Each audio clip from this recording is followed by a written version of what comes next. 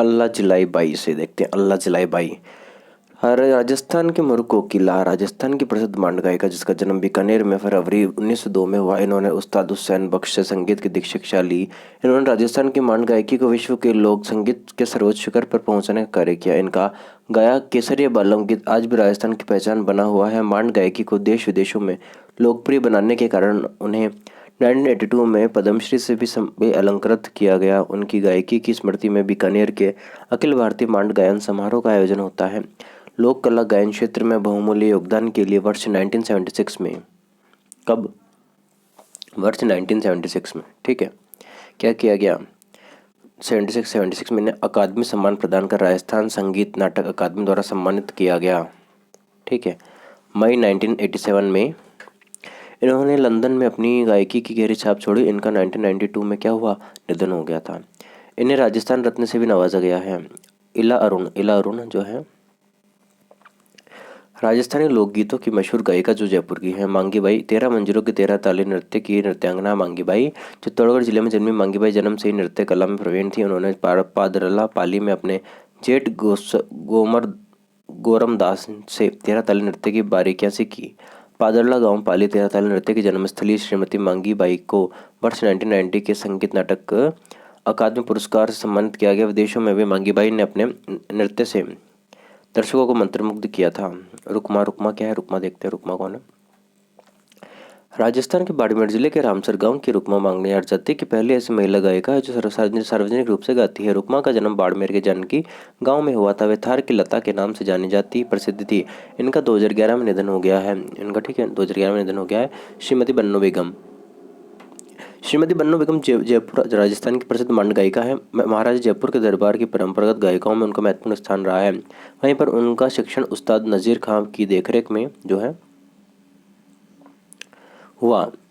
इनकी माता गोहर बाई राजस्थान की सुविख्यात गायिका रही है। इन्होंने जो है सलीकेदार गायकी से प्रदेश को विशिष्ट ऊंचाइयां ही प्रदान नहीं की बल्कि उन्हें संरक्षित करने का कार्य भी किया है। स्वर्गीय श्रीमती गौरी देवी बीकानेर की प्रसिद्ध मंड गायिका जिन्होंने अपने स्वर माधुर्य से न केवल लोक गायकी की एक शैली को समृद्ध किया बल्कि उस देश की सीमाओं को लांघकर अंतर्राष्ट्रीय स्तर तक पहुंचाकर अपनी एक विशिष्ट पहचान बनाई है। मास्को में आयोजित भारत महोत्सव में भी गौरी देवी ने मंड गायकी से श्रोताओं को सम्मोहित किया कर दिया है। इन्हें राजस्थान रत्न से सम्मानित किया गया है। ठीक है, इनको किससे सम्मानित किया गया, राजस्थान रत्न से इनको सम्मानित किया गया है।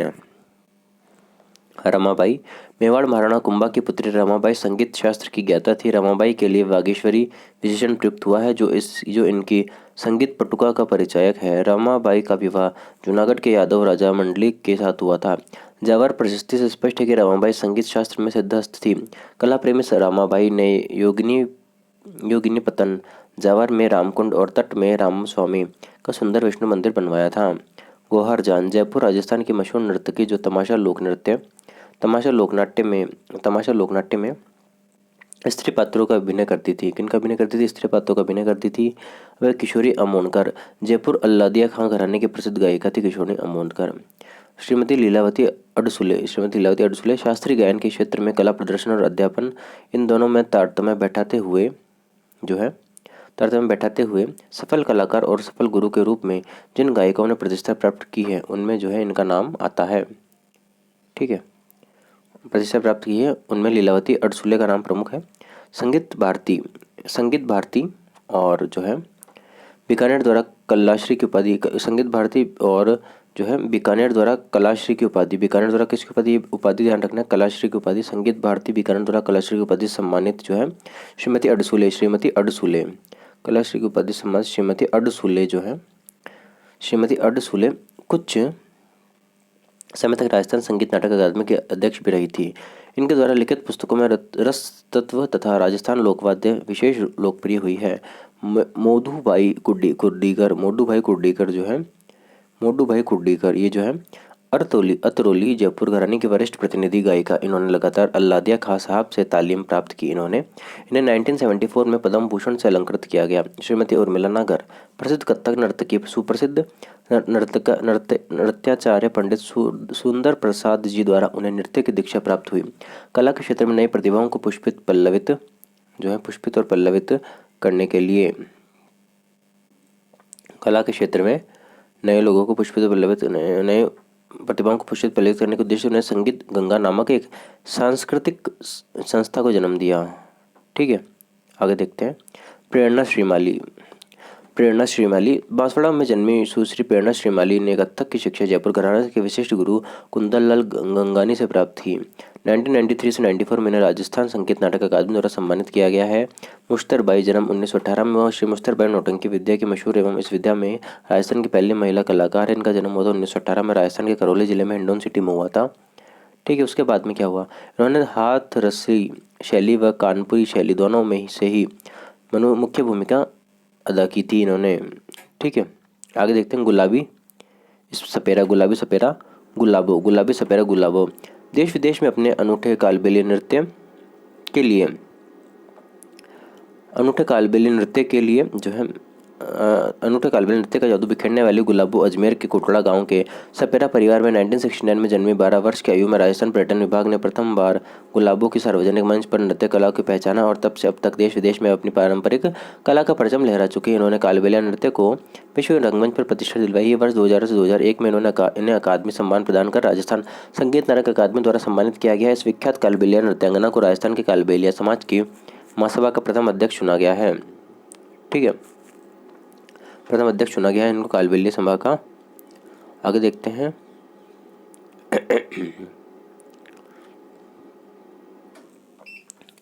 पंडित विश्व मोहन भट्ट। पंडित विश्व मोहन भट्ट प्रसिद्ध गिटार वादक। इनका जन्म जयपुर के एक संगीतज्ञ के परिवार में हुआ। इन्होंने पश्चिमी गिटार में कुछ संशोधन कर उससे मोहन वीणा का रूप दिया तथा संगीत राग गरिमा सर्जित की। इनके बड़े भ्राता पंडित शशि मोहन भट्ट राजस्थान के वरिष्ठ सितार वादक है। मोहन वीणा वादक भट्ट को उनके album a meeting boy the river के लिए ग्रेमी अवार्ड सम्मानित किया गया है। भट्ट को 2002 में पद्मश्री से भी सम्मानित किया गया है। वे राजस्थान के रत्न के रूप में सम्मानित किए गए हैं। देवीलाल सामर।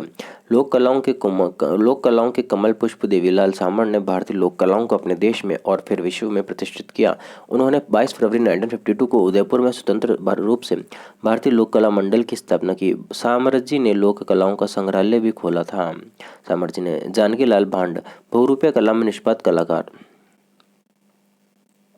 जानकी लाल भांड, ठीक है, बहुरूपिया कला में जो है, बहुरूपिया कला में क्या है, ये बहुरूपिया कला में निष्पात कलाकार। राजस्थान के इस कलाकार ने बंदर का स्वांग रचकर मंकी मैन के रूप में देश विदेश में विशेष ख्याति अर्जित की है। पंडित लक्ष्मण भट्ट तेलंग। पंडित लक्ष्मण भट्ट तेलंग उत्कृष्ट गायक, वादक, रचनाकार, संगीतकार व गुरु के रूप में प्रतिष्ठित पंडित जी भारतीय शास्त्रीय संगीत विशेषतः ध्रुपद गायकी के विशेष प्रचारक हैं। ठीक है, विशेषतः ध्रुपद गायकी के जो है प्रचारक हैं। आगे देखते हैं। आगे ध्रुपद गायकी के प्रचारक हैं ये। आगे देखते हैं अपन। सन 2000 से ये ध्रुपद धाम, सन 2000 से ये ध्रुपद धाम के संस्थापक संचालक है। राजस्थान में ये ध्रुपद का अकेला केंद्र है। ध्रुपद मधु भट्ट तेलंग। राजस्थान की प्रथम एवं एकमात्र ध्रुपद गायिका ये जयपुर की मधु भट्ट तेलंग। भानु भारती अजमेर में जन्मे राजस्थान के प्रसिद्ध रंगकर्मी। उन्होंने नाट्य विद्या की एक गौरवशाली आधुनिक प्रयोग धर्मी लोक कला एवं लोक नाट्य परंपरा का निर्माण किया। कथा कहीं एक जले पेड़ ने चंद्रमा सिंह उर्फ चमकू और अन्य नाटक लिखकर भानु ने राजस्थान साहित्य अकादमी पुरस्कार जीता। ठीक है, पंडित राम नारायण उदयपुर निवासी व विख्यात सारंगी वादक। 1974 में पद्मश्री व 1994 में पद्म विभूषण सम्मानित किया गया। इन्होंने राजस्थान रत्न से भी सम्मानित किया गया। श्री उगम राज नागौर जिले के मेड़ता रोड कस्बे में 1927 में जन्मे। श्री उगम राज राजस्थानी लोकनाट्य के कुचामणी ख्याल शैली के प्रसिद्ध कलाकार हैं। उगम राज ने नारी पात्रों की भूमिकाएं निभाई हैं। नारी पात्रों में श्री उगम राज, पुरुष पात्रों में श्री बंशीलाल चुई और प्रहसन कॉमेडी में भी श्री पुखराज पिपाड़ सिटी तीनों की जोड़ी ने कुचामणी का ख्याल शैली को ऊंचाइयों पर पहुंचाया है। रमेश बोराणा जोधपुर में जन्मे प्रसिद्ध रंगकर्मी। इन्हें राजस्थान संगीत नाटक अकादमी के सर्वोच्च कला सम्मान अकादमी फेलोशिप से सम्मानित किया जा चुका है। पखावज पंडित पुरुषोत्तम। इनका जन्म नाथद्वारा में हुआ। इन्होंने पखावज की दुनिया में कई कीर्तिमान स्थापित किए हैं। भारत सरकार ने उन्हें पद्मश्री से अलंकृत किया है। स्वर्गीय सद्दीक खां मांगनियार जो है, खड़ताल के अद्भुत जादूगर सद्दीक खां बाड़मेर जिले की शिव तहसील के एक छोटे से गाँव झापली में जन्मे। ठीक है, कहाँ जन्मे, ये छोटे से गाँव झापली में है। ठीक है, झांपली में जन्मी है जो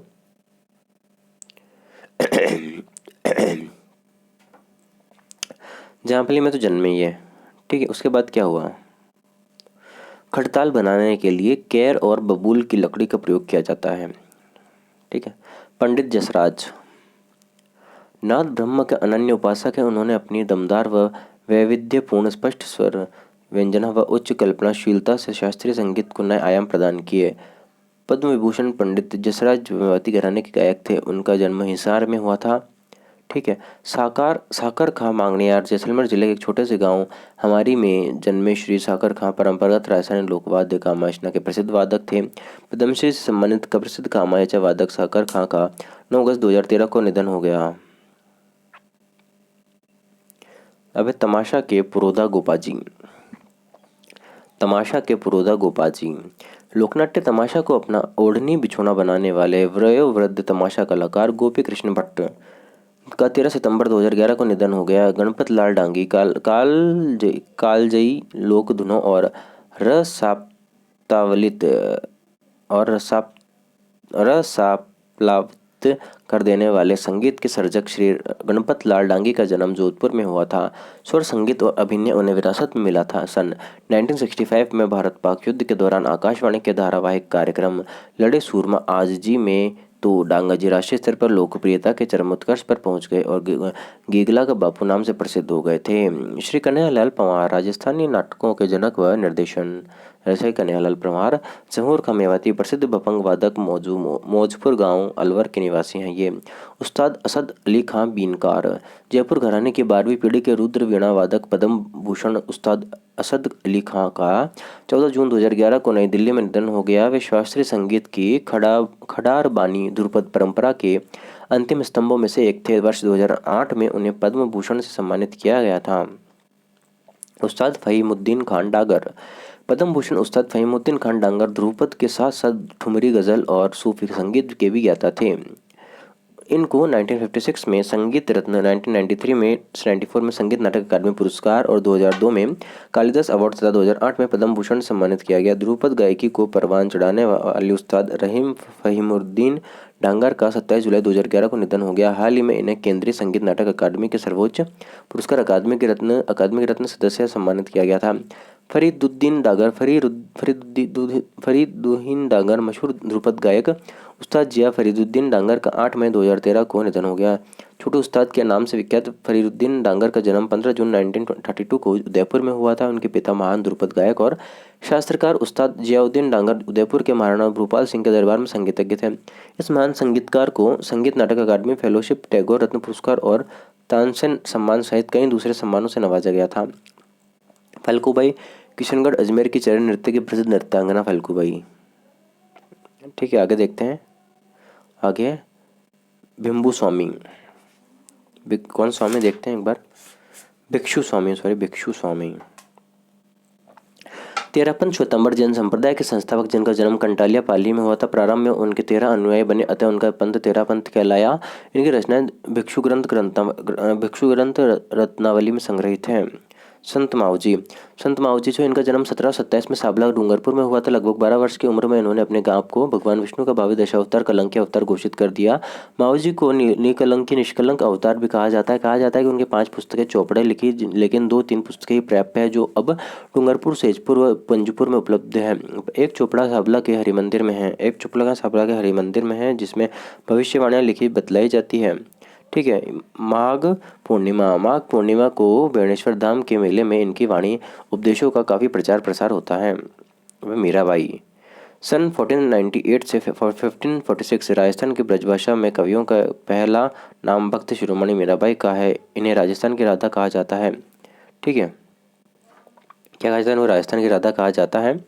मीराबाई मेड़ता के राठौड़ राव दूदाजी के पुत्र रतन सिंह की इकलौती पुत्री थी। रतन सिंह जी राठौड़ बाजूल के जागीरदार थे। इनका जन्म सन 1498 में कुड़की ग्राम जिला पाली में हुआ। इनका जन्म कहाँ हुआ था? इनका जन्म हुआ था कुड़की ग्राम पाली में।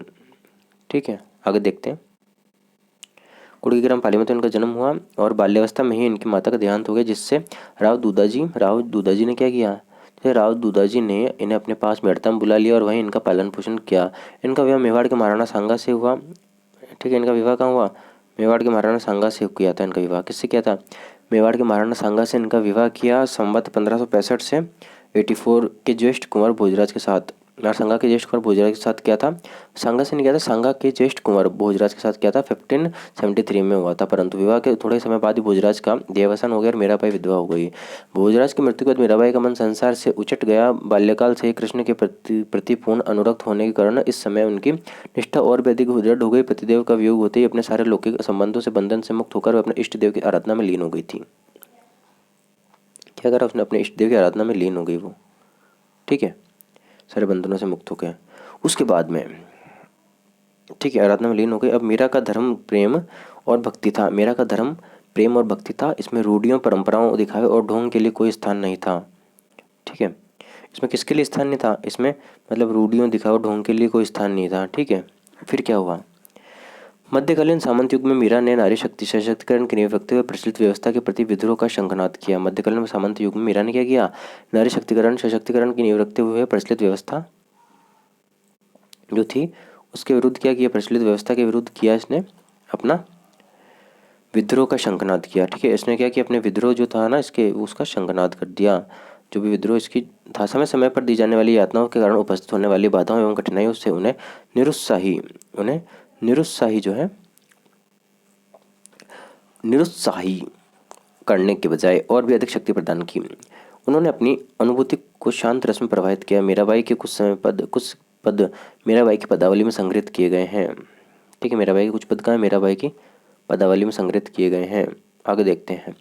मीराबाई ने ब्रजभाषा और राजस्थान दोनों भाषाओं में कविता की है। मीराबाई ने क्या की, ब्रजभाषा और राजस्थानी भाषा दोनों भाषाओं में कविता की है। इनकी भाषा सरल व भावोपयोगी है। मीरा की भक्ति दाम्पत्य भाव की थी, अतः इनकी कविता में भक्ति और श्रृंगार का सुंदर संयोग हुआ है। मीराबाई किसी पंथ की प्रवर्तक नहीं थी। नरसिंह जीरो मायरो रुक्मणी मंगल चरित्र स्फुट पद सत्यभामाणु रुक्षण मीरा की गर्भी आदि मीरा की प्रमुख रचनाएं हैं। जनश्रुति के अनुसार संत रैदास मीराबाई के गुरु माने जाते हैं। चित्तौड़ के किले में मीराबाई का मंदिर और संत रैदास की छतरी है। मीराबाई का देहांत द्वारकापुरी में 1500 मीराबाई का देहांत कब हुआ था, कहाँ हुआ था, द्वारकापुरी में हुआ था। मीराबाई का देहांत कहाँ हुआ था, मीराबाई का द्वारकापुरी में 1546 में हुआ था। ठीक है, द्वारकापुरी में 1546 में हुआ था मीराबाई का देहांत। आगे देखते हैं लालचंद मरोठिया। गुलाबी नगर जयपुर के कला उपासक मरोठिया अपनी चित्रकला में रंगों का ऐसा अनूठा संसार सर्जित करते हैं कि उसमें मानवीय संवेदनाओं की जीवंत अभिव्यक्ति होती है। क्या होती है, मानवीय जो है उनकी जीवंत अभिव्यक्ति होती है संवेदनाओं की। ऐसे कलाकार जो प्रकृति से प्रेरित है। पेड़ बोलते हैं नामक पुस्तक इनकी प्रकृति से बहुत निकट के रिश्ते को प्रदर्शित करती है। इन कविता क्या थी, इनकी कविता का नाम था पेड़ बोलते हैं। ठीक है, क्या बोलते हैं, पेड़ जो बोलते हैं, बताओ। ठीक है, पेड़ बोलते हैं, इन कविता थी पेड़ बोलते हैं। ठीक है, नामक पुस्तक इनकी प्रकृति बहुत निकट के रिश्ते को प्रदर्शित करती है। गौरीबाई की बात करते हैं। गौरीबाई इनका जन्म डूंगरपुर में होता है, वागड़ की मीरा कहा जाता है। कीर्तन माला इनका प्रमुख ग्रंथ है। कौन सा है, कीर्तन माला इनका प्रमुख ग्रंथ है। इनका प्रमुख ग्रंथ है जिसमें 801 पद है। कितने पद है, जिसके अंदर 801 पद है। ठीक है, याद रखने, पद भी ध्यान रखना, पद कितने, इसमें 801 पद हैं। ठीक है, कितने पद है, 801 पद है। इनकी भाषा गुजराती राजस्थानी व ब्रजभाषा का मिश्रण है। इनकी भाषा कैसी, गुजराती व ब्रजभाषा का मिश्रण है। ठीक है, गुजराती राजस्थानी व ब्रजभाषा का मिश्रण है इनकी भाषा। आरवी साखलकर की बात करते हैं। आरवी साखलकर, ठीक है, आरवी साखलकर की बात करते हैं। आरवी साखलकर जो है नव कला आंदोलन के अग्रणी कलाकार, कला विचारक, चित्रकार व लेखक जिनका जन्म महाराष्ट्र में हुआ। वे अजमेर राजस्थान के दयानंद कॉलेज के कला शिक्षक थे। आधुनिक चित्रकला का इतिहास पुस्तक के माध्यम से उन्होंने अपने कला चिंतन में प्रगतिशील को दर्शाया है। कला चिंतन में किसको दर्शाया, उन्होंने प्रगतिशीलता को दर्शाया है। शेख सादी की बात करते हैं। शेख सादी का असली नाम मुशर्रफुद्दीन बिन मुसाहिलुद्दीन अब्दुल्ला था। शेख सादी ने नायब व कालजयी ग्रंथ गुलिस्ता की रचना की, जो आज अलवर संग्रहालय में सुरक्षित है। जो आज कहाँ है, अलवर संग्रहालय में सुरक्षित है। श्रीमती प्रतिभा पांडे, धौलपुर की श्रीमती प्रतिभा पांडे एक ऐसी सिद्धहस्त चितेरी हैं। ठीक है, ऐसी सिद्धहस्त चितेरी है जिन्होंने क्या किया, ऐसी सिद्धहस्त चितेरी हैं जो चितेरी जिन्होंने न केवल कैनवास पर प्रकृति के वास्तविक स्वरूप को उकेरा है, बल्कि उसके जादुई सम्मोहन को भी उजागर किया है। सन 1988 में नई दिल्ली में आयोजित नेशनल आर्ट गैलरी में उनकी रविंद्रनाथ टैगोर व प्रफुल्लता नामक 2 पेंटिंग्स पुरस्कृत हुई है। द्वितीय विश्व युद्ध के दौरान बनाई गई फॉल ऑफ बर्लिन उनकी सर्वोत्तम पेंटिंग है। द्वितीय विश्व युद्ध के दौरान बनाई गई फॉल ऑफ बर्लिन उनकी सर्वोत्तम पेंटिंग है। डॉक्टर वीरबाला भावसर, डॉक्टर वीरबाला भावसार आदिवासी क्षेत्र बांसवाड़ा के स्वतंत्रता सेनानी स्वर्गीय धूलजी भाई भावसर की पुत्री। इन्होंने पारंपरिक रंग रेखाओं से हटकर कैनवास पर फेविकोल और रेत के माध्यम को चुना। ठीक है, इन्होंने क्या किया, इन्होंने पारंपरिक रंग रेखाओं से हटकर कैनवास पर फेविकोल और रेत को उनको चुन लिया। ठीक है, माध्यम को। आगे देखते हैं, वर्षा सोनी। ठीक है, वर्षा सोनी जो है राजस्थान की ओलंपिक महिला हॉकी खिलाड़ी जिनके उत्कृष्ट खेल प्रदर्शन और श्रेष्ठ उपलब्धियों के लिए उन्हें वर्ष 1981 में अर्जुन पुरस्कार सम्मानित किया गया। वर्षा को 1982 से 83 के लिए महाराणा प्रताप पुरस्कार से भी सम्मानित किया गया। सन 1982 में दिल्ली में आयोजित एशियाड में वर्षा सोनी ने भारतीय महिला हॉकी टीम का प्रतिनिधित्व किया। इस टीम में एशियाड में स्वर्ण पदक प्राप्त किया था। वर्ष 1980 में मॉस्को ओलंपिक में वर्षा सोनी ने देश का प्रतिनिधित्व किया और ओलंपिक की महिला हॉकी प्रतियोगिता में इस भारतीय टीम का चौथा स्थान रहा। गंगोत्री भंडारी इन्होंने क्या किया, देखो गंगोत्री भंडारी का भी देख लेते हैं। गंगोत्री भंडारी जो है राज्य की प्रसिद्ध महिला हॉकी खिलाड़ी है। गंगोत्री ने महारानी स्कूल बनी पार्क में आकर हॉकी शुरू की। गंगोत्री के सानिध्य में उनकी टीम ने 5 बार महिला हॉकी की राष्ट्रीय चैंपियनशिप जीती। क्योटो जापान में गंगोत्री ने 1981 में एशियाई हॉकी चैंपियनशिप का स्वर्ण जीता। उन्होंने 1982 में दिल्ली एशियाड में स्वर्ण जीता। उन्हें सन 1982 में 83 में महाराणा प्रताप पुरस्कार दिया गया। राजकुमारी राज्यश्री बीकानेर के भूतपूर्व महाराजा एवं प्रसिद्ध निशानेबाज स्वर्गीय डॉक्टर करण सिंह की ज्येष्ठ पुत्री राजकुमारी राज्यश्री एक ऐसी अचूक निशानेबाज जिन्होंने खेल जगत में न केवल राजस्थान का अपितु समूचे भारत का अंतर्राष्ट्रीय स्तर पर नाम रोशन किया। पिता पुत्री दोनों इस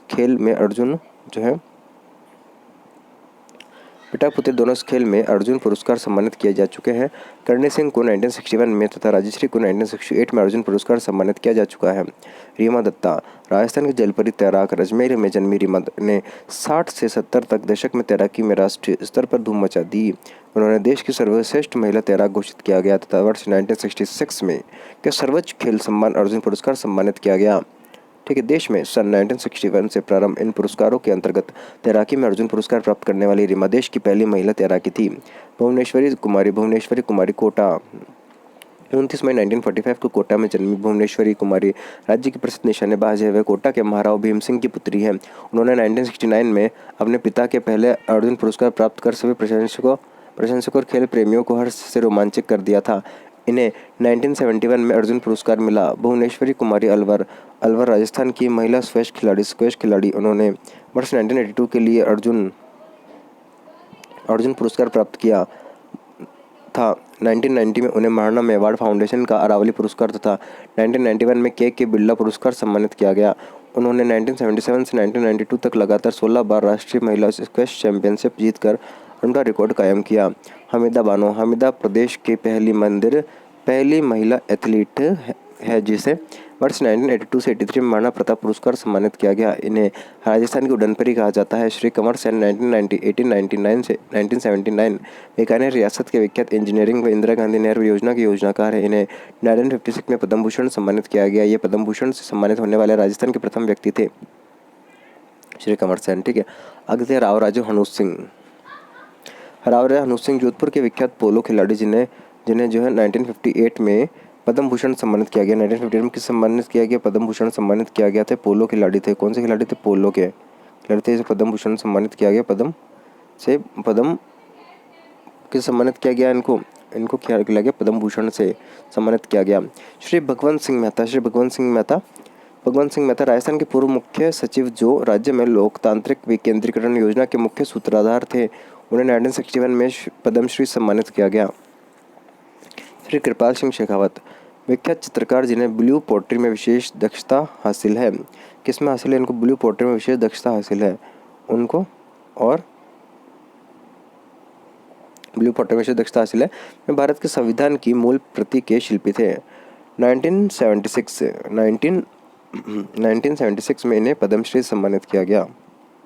ठीक है, किस सम्मानित किया? पद्मश्री सम्मानित किया गया 1976 में। डॉक्टर मंडन मिश्र, विख्यात संस्कृत सेवी व काशी संस्कृत विद्यापीठ के पूर्व कुलपति जिन्हें 2000 में पद्मश्री से सम्मानित किया गया। श्री खेल शंकर दुर्लभ जी, प्रमुख रत्न व्यवसायी समाज सेवी व दुर्लभ जी अस्पताल जयपुर के संस्थापक जिन्हें 1971 में पद्मश्री से सम्मानित किया गया था। उदय शंकर 1900 से 1977। उदयपुर में जन्मे विख्यात बेले नृत्यकार उदय शंकर। इन पर 26 सितंबर 1978 को एक डाक टिकट जारी किया गया था। इन्हें 1962 में संगीत नाटक अकादमी के सर्वोच्च पुरस्कार से संगीत नाटक अकादमी फेलोशिप से सम्मानित किया गया था। 1971 में इन्हें पद्म विभूषण से सम्मानित किया गया। वे रविशंकर के भाई थे। ठीक है। अब आचार्य तुलसी 1914 से 1977। श्वेतांबर जैन संत व अनुव्रत अनुशास्ता आचार्य श्री तुलसी के सम्मान में 20 अक्टूबर 1998 को 3 रुपये का स्मारक डाक टिकट जारी किया गया था। इन्होंने लाडनू नागौर में 1970 में जैन विश्व भारती संस्थान